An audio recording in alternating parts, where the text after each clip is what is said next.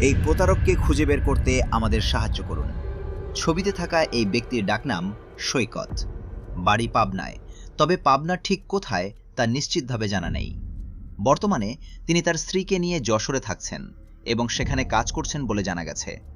এর আগে 2019 সালের দিকে তিনি সিলেটে প্রাণ আরএফএল গ্রুপের একটি প্রজেক্টে সাইট ইঞ্জিনিয়ার হিসেবে কর্মরত ছিলেন। সেখানে থাকাকালীন এবং চাকরি ছাড়ার পর তিনি পারিবারিক সমস্যার কথা বলে এবং চাকরির প্রলোভন দেখিয়ে সহকর্মী ও পরিচিতজনদের কাছ থেকে কয়েক লক্ষ টাকা ধার নিয়ে আত্মসাৎ করেন।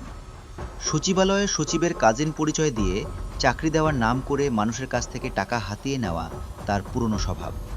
উল্লেখ্য যে ৩ বছর আগে এই পোস্ট প্রথম করার পর তার পরিবারের লোকজন যোগাযোগ করে এবং টাকা ফেরত দেওয়ার প্রতিশ্রুতি দেয়। তাদের আর্থিক সমস্যার কথা বিবেচনা করে আমরা মানবিক কারণে অল্প অল্প করে টাকা শোধ করার সুযোগ দিয়েছিলাম। গত ৩ বছর ধরে তারা আজকাল বলে সময় ক্ষেপণ করে অর্ধেক টাকা ফেরত দিলেও বর্তমানে তারা আর কোনো টাকা দিচ্ছে না এবং সব ধরনের যোগাযোগ বন্ধ করে দিয়েছে। বর্তমানে তার সব নম্বর বন্ধ এবং ফেসবুক মেসেঞ্জারে তিনি সব পাওনাদারদের ব্লক করে দিয়েছেন। তার সাথে আগের সব কথোপকথনের কল রেকর্ড আমাদের কাছে প্রমাণ হিসেবে আছে।